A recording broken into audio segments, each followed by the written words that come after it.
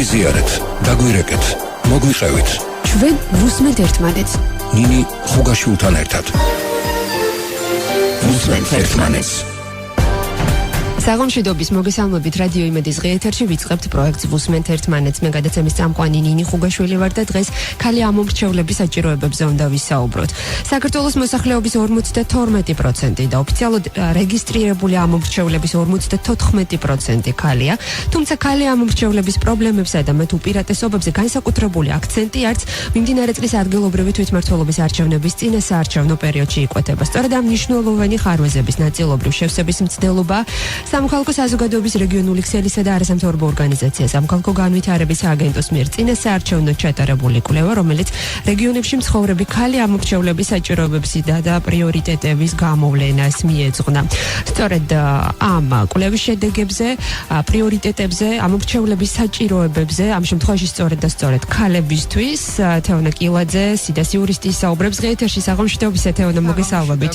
ძალიან დიდი მადლობა მოწვევისთვის. მადლობა რომ გსტუმრობთ. რატომ დადგა დღის წესრიგში მსგავსი ტიპის კვლევის ჩატარება? მოდით განსაზღვროთ გარკვეულწილად შევეხე, ასე ვთქვათ, გადაცემის დაწყების დროს, მაგრამ მაინც დეტალურად ჩავშალოთ ეს საკითხი. კი ბატონო, მე პირველ რიგში მინდა რეგიონულ ქსელთან დაკავშირებით ორი სიტყვით ვთქვა.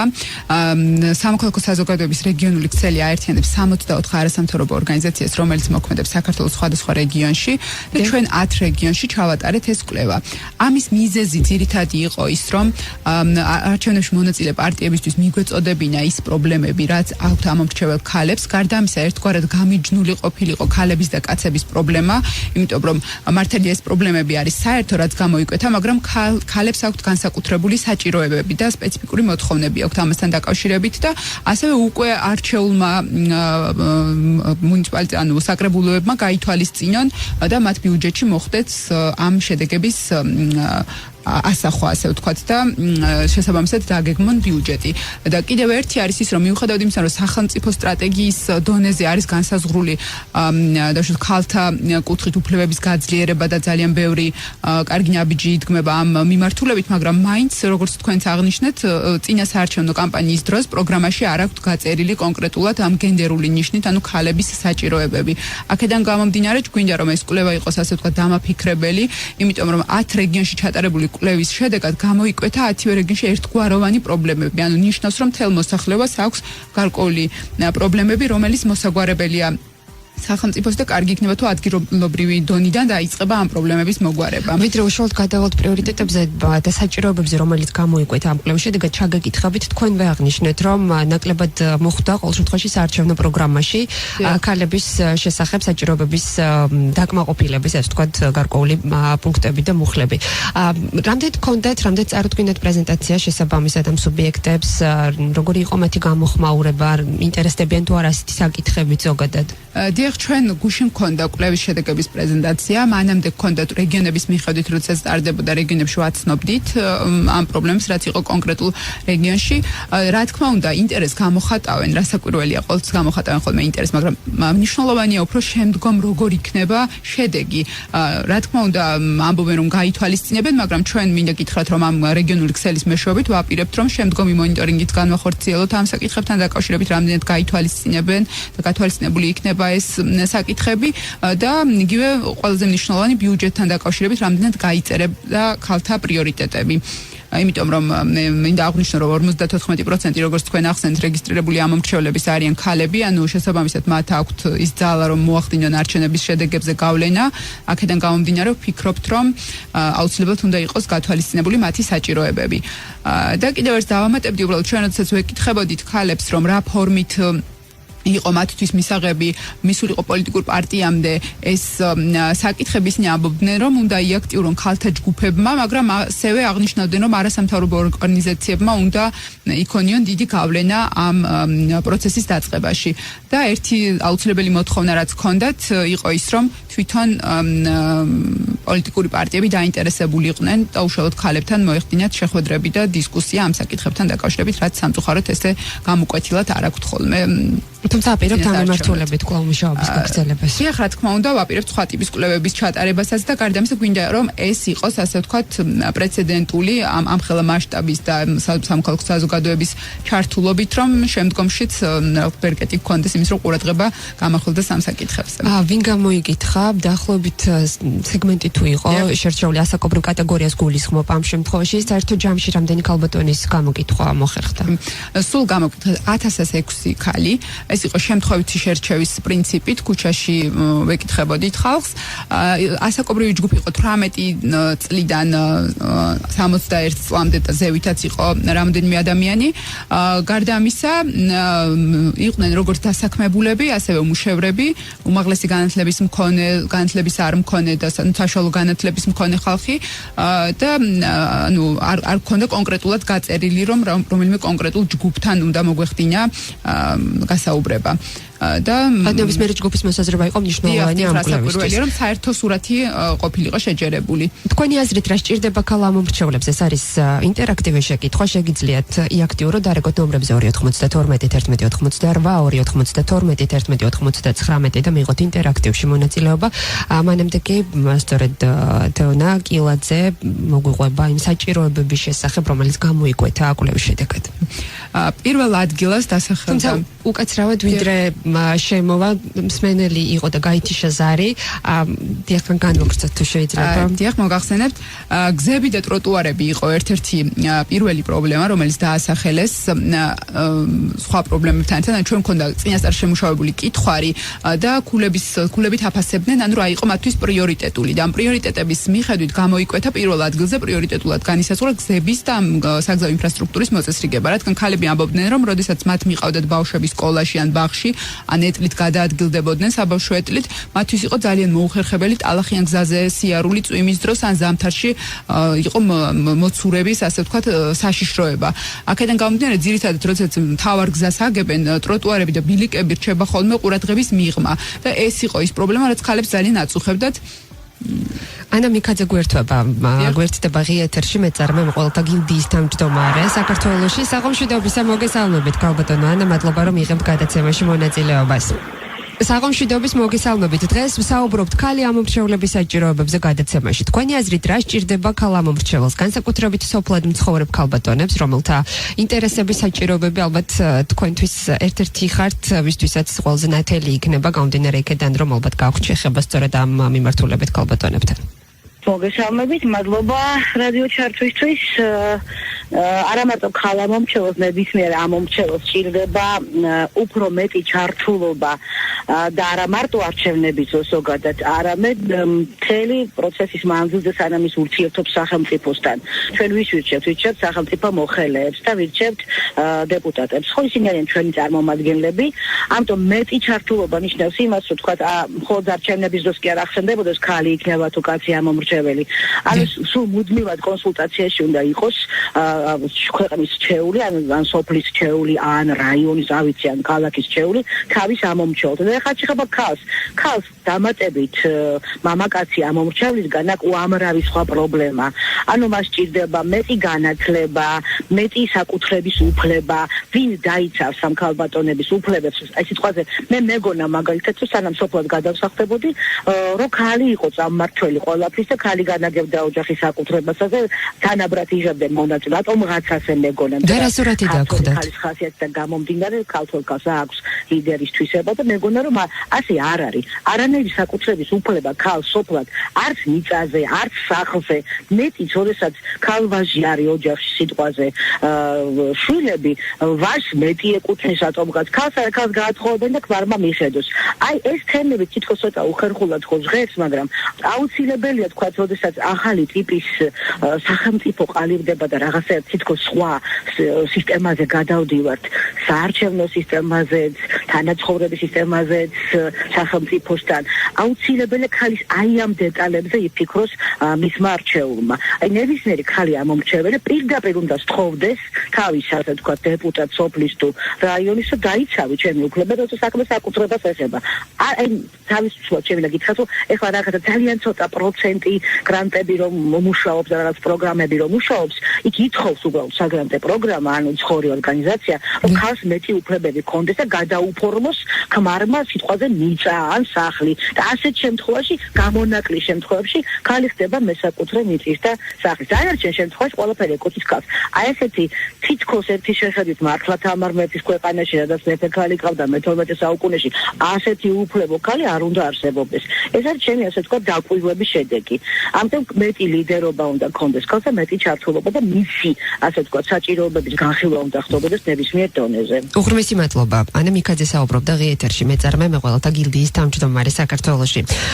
კვლავ საუბარს განვაგრძობთ სიდას იურისტთან თეონა კილაძესთან. თეონა, საკუთრების უფლების აღიარება აღმოჩნდა პრობლემური, ანას განცხადებით რამდენად საუბრობდნენ ამ პრობლემაზე ღიად, რამდენად იყო მათთვის ზოგადად პრობლემა ეს საკითხი. საინტერესოა რას ფიქრობდნენ თქვენი კვლევის მონაწილეები. მე მინდა გითხრათ, რომ ეს არის რა თქმა უნდა პრობლემა, თუმცა პრობლემა ამ შემთხვევაში არის არა საკუთრების უფლებაში, არამედ მათ ცნობიერებაში, იმიტომ რომ კანონით ქალი და მამაკაცი არიან აბსოლუტურად თანასწორნი საკუთრების და მემკვიდრეობის მიღების უფლების დროს. ანუ მათ აქვთ თანაცხოვრების დროს შეძენილი ქონება არის საერთო საკუთრება მიუხედავად იმისა, მუშაობს თუ არ მუშაობს ქალი. მემკვიდრეობის შემთხვევაში აქვს ისეთივე უფლება, როგორიც აქვს კაცს, მაგრამ ეს არის მანკიერი პრაქტიკა დამკვიდრებული და ხშირ შემთხვევაში ქალებმა, ჩვენ როდესაც სოფლად სხვა პროექტის ფარგლებშიც გავდით, ხოლმე საერთოდ არ იცოდნენ თუ მათ ჰქონდათ რაიმე ტიპის უფლება. აქედან გამომდინარე, ეს ვფიქრობ, რომ ანუ იმდენად ასე ვთქვათ ადგილობრივი თვითმმართველობის პრეროგატივა და ასე ვთქვათ ვალდებულება არ არის, რამდენადაც ალბათ უფრო მეტად განათლების სისტემის ვალდებულება და განათლების სამინისტროს ვალდებულება, რომ იგივე რაიონებში და რეგიონებში სოფლად მცხოვრებ ადამიანებთან თუნდაც რაღაც ფორმით მიწოდებული იქნეს ის მინიმალური სამართლის ნორმები, რაც მათ უფლებების დაცვის გარანტიას მისცემს. ჩვენ აღნიშნეთ პირველი პრიორიტეტი, რაც გამოიკვეთა საჭიროებების კუთხით, გზებისა და ტროტუარების მოწესრიგება იყო. რა იყო შემდეგი საკითხი, რაც ყველაზე მეტად ლიდერობდა შემდეგი სასმელ წყალთან დაკავშირებული პრობლემა, რაოდენიც არ უნდა გაგვიკვირდეს ძალიან ბევრ ქალაქშიც კი, მაგალითად თელავი შემიძლია მოვიყვანო, მაგალითად და საგარეჯოში საერთოდ არ არის წყალი და თელავში არის გრაფიკით წყალი, ხან შეიძლება მოვიდეს 3 დღეში ერთხელ, ამასთანავე სათავე ნაგებობები არის არცებითად დაზიანებული და ფაქტობრივად ეს სასმელი წყალი არის უვარკისი დასალევად და ეს ქალებისთვის არის მნიშვნელოვანი პრობლემა, იმიტომ რომ მათ უხდება წყლის ავზების ავსება, მე ეს უნდა გამოიყენონ ეკონომიურად, რომ ეყოთ სარეცხის გასარეცხადაც, საჭმლის მოსამზადებლათაც და არის მათთვის ძალიან ისეთი აქტუალური და მნიშვნელოვანი პრობლემა. უბრალოდ ეს მეორე ადგილზე არის, იმიტომ რომ ყველა რეგიონში არ იყო ეს პრობლემა და ასე ვთქვათ ჯამურად გადაინაცვლა მეორე ადგილას. გაისაგებია. ორი ძირითადი პრიორიტეტი ჩვენ უკვე განსაზღვრეთ, რაც გამოიკვეთა, ეს არის გზებისა და ტროტუარების მოწესრიგება, რაც პროცენტულად ყველაზე უმრავლეს შემთხვევაში იყო ქალებისთვის პრობლემური საკითხი, სასმელი წყლის ხელმისაწვდომობა. დანარჩენ საჭიროებებზე უკვე ვისაუბრებთ მოკლე სარეკლამო ჭრის შემდეგ. მადლობა რომ გვისმენთ. ქალი ამომრჩევლების საჭიროებები დღევანდელი გადაცემის თემა, თქვენი აზრით რა სჭირდება ქალ ამომრჩეველს ინტერაქტივი შეკითხვა. გაგვიზიარეთ, დაგვირეკეთ, მოგვიყევით 292 11 88 292 11 99. ვუსმენთ ერთმანეთს. საღამოშიდობის სამეცნიერო ახლა შემოგვიერთთ და ღიეთერში განვაგრძობთ მუშაობას გადაცემით ვუსმენთ ერთმანეთს თემაზე ქალი ამომრჩევლების საჭიროებები. თქვენი აზრით რა სჭირდება ქალ ამომრჩეველს? ეს არის ინტერაქტივი შეკითხვა. გადაცემის სტუმარი გახლავთ სიდას იურისტი თეონა კილაძე. ძალიან საინტერესო შედეგებით, რომლის მიხედვითაც გამოიკვეთა პირველი ორი მნიშვნელოვანი საჭიროება, რაც აწუხებს ქალ ამომრჩეველს: გზებისა და ტროტუარების მოწესრიგება, ასევე სასმელი წყლის ხელმისაწვდომობა. კიდევ არის რამდენიმე პუნქტი, რომლის შესახებაც სწორედ ამ ნაწილში ვისაუბრებთ. მანამდე კი ღიეთერში გვერდდება ქალთა საინფორმაციო ცენტრის დირექტორი ელენე რუსეცკაია. საღამოშიდობისა, მოგესალმებით ქალბატონო ელენე, მადლობა რომ იღებთ გადაცემაში მონაწილეობას. ქალბატონო ელენე, რა სჭირდება ქალ ამომრჩეველს თქვენი აზრით? რასაკვირველია, ქალებს და კაცებს ზოგადად აქვს განსაკუთრებული, განსხვავებული საჭიროებები და აუცილებლად როდესაც პოლიტიკის დაგეგმება ხდება ამის გათვალისწინება საჭირო და მეტად როდესაც არჩევნებია, საარჩევნო პროგრამებში უნდა ითვალისწინოს ეს პოლიტიკური პარტია ქალების და კაცების განსხვავებულ ინტერესებს, ხო? მე ასე ვთქვათ, გისმინეთ თქვენ სტუმრებს უსმინეთ და ძალიან საინტერესო თემებს შეეხეთ აქ საკუთრების უფლებებზე იყო საუბარი, მაგალითად, ხო? ანუ რაც შეეხება საკუთრების უფლებას, აქ პრობლემა არ არის მხოლოდ ის, რომ ადამიანს არ აქვს დაუშვათ გამტკიცებული ქალს, ბინა თუ სხვა. მნიშვნელოვანია ვისაუბროთ, ასე ვთქვათ, რა არის ამის გამომწვევი მიზეზები და ამის შემდეგ რა არის, ასე ვთქვათ, შედეგები, ხო, სოფლად განსაკუთრებით ქალები ერთ-ერთი ყველაზე ღარიბი ფენა არის. შესაბამისად, ქალების გაძლიერება, ანუ ეკონომიურად გაძლიერება და სრულფასოვანად რომ იგრძნოს ადამიანმა თავი, მან უნდა შეძლოს იმ სერვისების სარგებლობა, რასაც მინიმუმ სახელმწიფო მას თავაზობს. ამიტომ მაგალითად ის პროგრამები, რომელიც საქართველოში არის, ქალთა ეკონომიური გაძლიერების კუთხით იქნება ეს სასოფლო კოოპერატივების შექმნა თუ დაუშვათ სხვა შეღავათები, ქალები სწორედ მაგიტომ ვერ სარგებლობენ, რომ მათ არ აქვს საკუთრებაში მიწა, არ აქვს საკუთრებაში სახლი და შესაბამისად ვერ იწყებს და ვერ ეწევა ამ პროგრამაში. დავეთანხმები თქვენს სტუმარს, რომ ეს არის განათლების პრობლემა, რომ ქალებმა არ იციან ამის შესახებ, მაგრამ მეორეს მხრივ ეს არის დისკრიმინაციულ მდგომარეობაში მყოფი ქალები, იმიტომ რომ სიდოს კონვენცია არსებობს ასეთი ქალთა მიერ დისკრიმინაციის აღმოფხვის, რომელიც ამბობს, რომ თუ კანონი არსებობს და იცავს ქალებს და de facto ისინი არიან მაინც დაჩაგრუები, სახელმწიფო უნდა ყველაფერი გააკეთოს, რომ ეს მდგომარეობა გამოასწოროს. ამიტომ ეს არის სახელმწიფოს ვალდებულება, რომ ეს საკითხები გაითვალისწინოს. აი ესეთი საკითხები, როგორც ჩამოთვლილი იყო პრიორიტეტებში ხუთი საკითხი, გზები და ტროტუარების მოწესრიგება, სასმელი წყლის ხომისაცემა და ასე შემდეგ. რა თქმა უნდა, ეს აწუხებს როგორც ქალებს, ისე კაცებს. თუმცა რო ჩაუღრმავდეთ, ხო, ანუ რატო შეიძლება ქალს გზების და ტროტუარების მოწესრიგება უფრო მეტად აწუხებდეს, ხო, ძალიან საინტერესო. აი ამის შიდა კვლევაც, ასე ვთქვათ, იყოს ჩატარებული, ანუ სიღრმის მათ კონდეთ ამაზე ძალიან საინტერესო. მაგალითად, ანუ ქალი რო გამოვიდეს ქუჩაში, ნორმალურად ჩაცმული სადმე რომ მიდის სტუმრად, უნდა ასე ვთქვათ, აქვს ხო სურვილი თბილისში, რომ ხუსნიანი ფეხსაცმელი ჩაიცვას. ამის შესაძლებლობა ფაქტიურად ქალს არ აქვს, იმიტომ რომ ეს ნიშნავს, რომ მან ეს კვირა შეიძლება გაცვითოს ეს ფეხსაცმელი, ხო, იმიტომ რომ გზები არ უსწრებს ხელს. ამიტომ საერთოდ სახელმწიფო უფრო მეტ აქცენტს ხოლმე აკეთებს, როდესაც გზების შეკეთებას აკეთებს, უფრო მეტ აქცენტს აკეთებს არა საფეხმავლო გზაზე, მაგალითად, არამედ ძირითადად იქ სადაც მანქანები მოძრაობენ და მანქანებზე უფრო მეტად რა თქმა უნდა მამაკაცები იყენებენ ამ საშუალებებს ვიდრე ქალები, ამ ტრანსპორტის საშუალებებს, იმიტომ რომ საზოგადოებრივი ტრანსპორტით დადიან ქალები როგორც წესი განსაკუთრებით სოფლად. ასევე სასმელი წყლის ხელმისაწვდომი, ანუ ეს არის ის საკითხი, რომელსაც ყველაზე მეტად ქალი მოიხმარს ამ საკითხს, ხო, ოჯახში, და ყველაზე მეტად მას აწევს ის კითხვი, რომელიც წყლის ძიძვას ეხება თუ უწყლობას ეხება. ამიტომ აი ეს ყველაფერი მე ვფიქრობ, რომ არის სახელმწიფო პოლიტიკის დონეზე ადგილობრივ თვითმმართველობას ძალიან დიდი როლი აქვს ამაში, იმ პროგრამებში, რომელსაც ამტკიცებს ადგილობრივი თვითმმართველობა და ადგილობრივი თვითმმართველობას დღეს აქვს ვალდებულება, რომ შეიქმნას გენდერული თანასწორობის საბჭოები და მრჩეველი და ასევე სამოქმედო გეგმები დაამტკიცოს. სწორედ აქ უნდა იყოს გათვალისწინებული ამ სამოქმედო გეგმებში აი საჭიროებები, რომელზედაც თქვენ ეთერში დღეს მიმდინარეობს საუბარი, გამტკიცებული ბიუჯეტით და ადამიანებს უნდა კითხონ, ანუ რა პრიორიტეტები აქვს, რომ არ მოხდეს როგორც წლების წინ დღესაც შეიძლება ხდება, რომ პრიორიტეტი იყოს მაგალითად რიტუალების სასახლის აშენება ყველა სოფელში და ასე შემდეგ, არ იყოს ისეთი პრიორიტეტი, რომელიც ქალებისთვის შეიძლება უფრო მნიშვნელოვანი იყოს, მაგალითად როგორც საბავშვო ბაღების მშენებლობა და მოწესრიგება. გასაგებია, უღრმესი მადლობა. ელენე რუსეცკაია საუბრობდა, ქალთა საინფორმაციო ცენტრის დირექტორი. თეონა, ყოველ თქვენთან გადმოვალ საუბრით, როგორც ქალბატონმა ელენემ აღნიშნა, საინტერესოა რატომ მიანიჭოს პრიორიტეტი სწორედ გზებისა და ტროტუარების მოწესრიგებას, სასმელი წყლის ხელმისაწვდომობას და სხვადასხვა საკითხს, რომელიც ამ ჩამონათვალში მოხდა. მე ვიცი, რომ თქვენ გაქვთ ამაზე მე ჩავშლი მაშინ ან ყველა საკითხს გზებთან და ტროტუარებთან დაკავშირებით მინდა აღვნიშნო, რომ ისინი ამბობდნენ, რომ როდესაც წვიმის ტალახიანი ფეხსაცმლის გაწმენდა უხდებათ არა მხოლოდ მათი, არამედ მათი შვილები, როდესაც მიდიან სკოლიდან, მათი მეუღლეების უხდებათ და ხშირ შემთხვევაში ესე ძალიან ცუდი პრაქტიკაა, რა თქმა უნდა, ყველამ თავის ფეხსაცმელი უნდა გაწმინდოს, მაგრამ რატომღაც არის ესე, რომ აუცილებლად ქალმა უნდა მოაწესრიგოს ფეხსაცმელი, ხომ? ანუ ქალმა უნდა გაწმინდოს ის ეტლის საბურავი, რომლითაც ის პატარა ბავშვს გადაადგილებს და იგივე რა თქვა ქალბატონმა ელენემ, რომ როდესაც ის მიდის სადმე, უჭუჭყიანდება ძალიან ფეხსაცმელი და ეს რა თქმა უნდა უხერხული შეგრძნება და არ არის მათთვის მნიშვნელოვანი. სასმელ წყალთან დაკავშირებით არის ჭურჭელი, ასე თქვა, ძირითადად ქალის გასარეცხი, ტანისამოსი ძირითადად ქალის გასარეცხი, ხშირად მათ არ აქვს წყლის შეგროვებაზე ქალები ზრუნავდნენ თუ იყვნენ ამ პროცესში მამაკაცებიც. თქვენს რომ ეხმარებიან მამაკაცებიც, გარდა ამისა არის, როდესაც მოდის წყალი გრაფიკით, მათ აქვთ ავზები, რაც ივსება თავისთავად, მაგრამ უნდა გამოიზოგონ, ასე თქვა, ეკონომიურად დახარჯონ და ისე გარეცხონ, სარეცხი იქნება თუ ჭურჭელი, რომ მოხდეს გადანაწილება თანაბრად ამ წყლის და ეს რა თქმა უნდა პრობლემურია.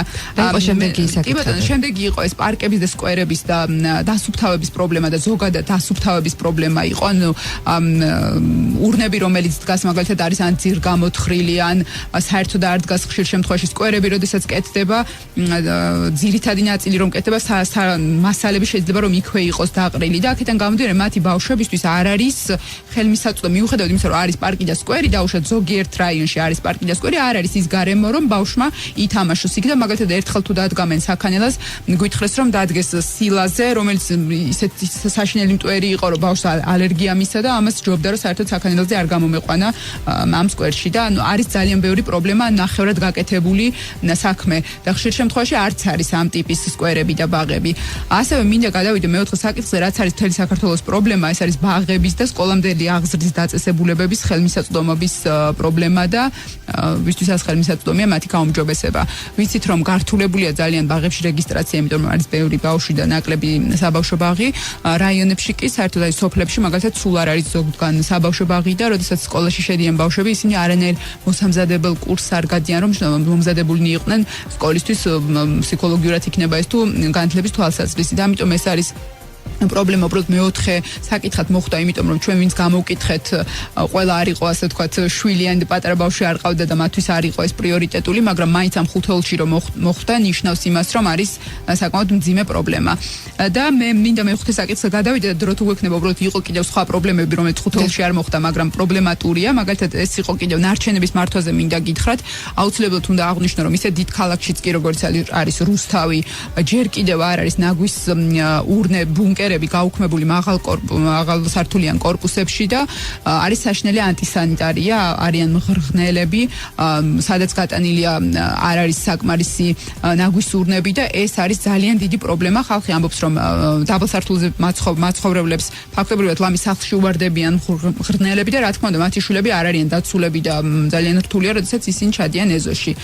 ანუ ესე გამოიყურება ეს ხუთეული და საინტერესოა აქვე ვიდრე გადავთ იმ საკითხებზე, რომ მართალი სტანდარტებით გვაქვს ნამდვილად შეზღუდული, თქვა საკუთარ უფლებებზე, საკუთარ განათლებაზე, საკუთარ დასაქმებაზე, რამდენად საუბრობდნენ ქალბატონები. მესმის რომ მათთვის იყო პრიორიტეტული მეუღლის მოვლა, ბავშვის ბაღზე თუ სკოლაში წასვლა და განათლების მიღება, საკუთარ თავის განვითარებაზე რამდენად აქვთ მათ რა თქმა უნდა უმუშევრობა, ასე თქვა და დასაქმების პრობლემა არის მთელი ქვეყნის ქალების პრობლემა. მე როგორც გითხარით, ჩვენ გვქონდა შედგენილი კითხვები და ამ კითხვებიდან ხდებოდა არჩევა, მაგრამ იყო ღია კითხვა, სადაც მათ შეეძლოთ დაესახელებინათ ერთი საკითხი, რომელიც იყო მათთვის მნიშვნელოვანი. მინდა გითხრათ, რომ ძირითადად თავიანთ დასაქმებაზე მეტად უფრო საუბრობდნენ ხოლმე თავის ოჯახის პრობლემებზე, ოჯახის პრობლემები რა ქონდათ, რატომაც ქალები ესეთები არიან, რომ ანუ უფრო პრიორიტეტულად მიაჩნდათ მათი შვილების კეთილდღეობა.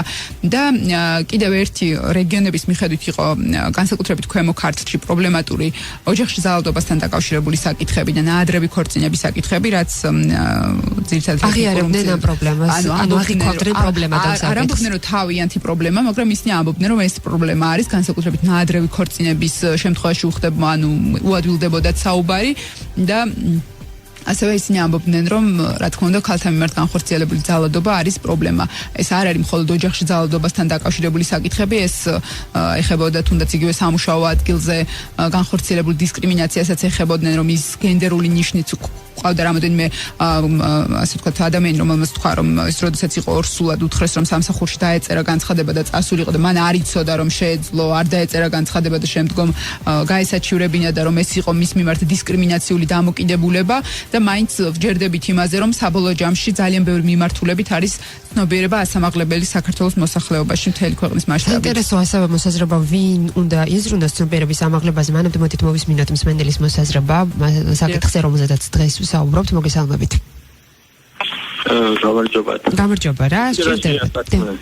მე მგონია, აი ახლა ეს ბოლო ფაქტის თუ გამოვრიცხავთ ორსულობასთან დაკავშირებით, მე მგონი სხვა დანარჩენ სიტუაციაში ქალი და მამაკაცი უკვე ცივილიზაციიდან გამომდინარე გათანაბრდა, რომ რაც მამაკაცებს აწუხებს უმთავრესად იგივე აწუხებს ქალებსაც, უმუშევრობა, დაპირებების არ შესრულება, სრული მწვავე ეკოლოგიური და სოციალური და ასე შემდეგ, ძალიან აწუხებს მაგალითად ის რომ თვითონ რო გადიან 60 წლის ასაკში გენდერულ თანასწორობიდან გამომდინარე ან მისი მეუღლე, ან მისი ძმა, ან მისი მამა უნდა გადიოდეს 60 წლის ასაკში, იმიტომ რომ ეს ყველაფერი გასწორდა. ჩვენ ხომ მამაკაცებმა გავაკეთეთ ყველაფერი, თითქმის ქალი წამოაწიეთ გასწ. რატომაც ეს ნაკლებად აწუხებს ქალებს ზოგიერთგან დაისვა საკითხი ზოგიერთი ქალისგან, რომ აი დიახ მართლაც შეიძლება რომ ვიფიქროთ ამაზე, რომ მამაკაციც გავედეს 60 წლის ასაკში ქალივით.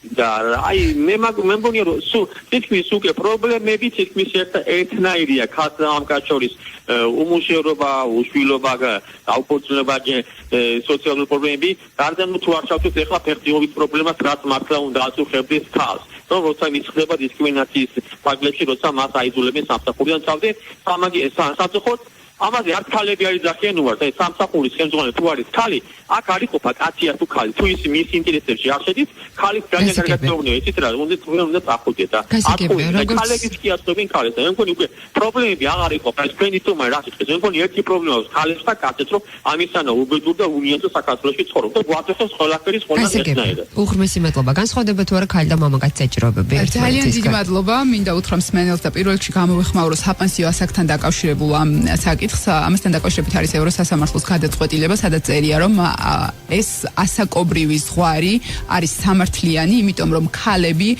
იმ სწორედ დისკრიმინაციული მდგომარეობიდან გამომდინარე კომპენსაციის სახით იღებენ იმ 5 წელს უპირატესობის სახით, რაც ამ შემთხვევაში მამაკაცების დისკრიმინაცია არ ხდება დისკრიმინაცია, ვინაიდან ქალებს უწევთ ყველა სხვა საკითხებთან დაკავშირებით უარეს მდგომარეობაში ყოფნა და მას შემდეგ რაც ქალი და მამაკაცი უფლებრივად ნამდვილად თანაბარი იქნება და ან უფლებრივად არა მხოლოდ კანონის ფარგლებში, არამედ რეალურად ნამდვილად იქნებიან თანასწორი, მას შემდეგ გადაიხედება საპენსიო საკითხებთან დაკავშირებული ეს მიდგომა.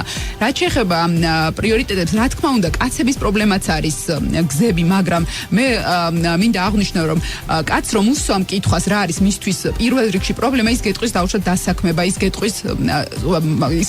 გეტყვის რომ აი გაძვირდა თამბაქო, მაგრამ ის არ გეტყვის რომ ჯუჯისთვის წესრიგებელი ან ჯუჯისთვის წყალი არ ყოფნის. ამიტომ არის ქალების და კაცების საჭიროებები არის დაყოფილი და შესაბამისად ჩვენ ვინაიდან ქალები ვართ, ასე ვთქვათ, უმრავლესობა ამომრჩევლები, გვინდოდა ქალების საჭიროებები გამოგვეკვეთა ცალკე.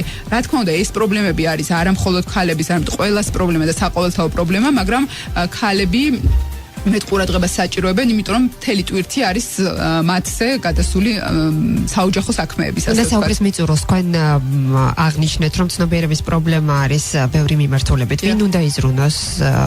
მე ვფიქრობ, რომ ამ ხრივ ყველაზე დიდი როლი აკისრია განათლების სამინისტროს. მე ეს ვფიქრობ, იმიტომ რომ სკოლებიდანვე უნდა ხდებოდეს ბავშვების აღზრდა სწორი მიმართულებით და მათთვის სწორი ინფორმაციის მიწოდება, იმიტომ რომ ხშირ შემთხვევაში ისინი იზრდებიან ისეთ გარემოში, სადაც არ მიეწოდებათ სწორად ინფორმაცია და შემდეგ უყალიბდებათ უკვე ცუდი შეხედულებები ამა თუ იმ საკითხზე. გარდა ამისა, რა თქმა უნდა, მუნიციპალიტეტებს ადგილობრივ თვითმმართველობას აკისრია უდიდესი როლი.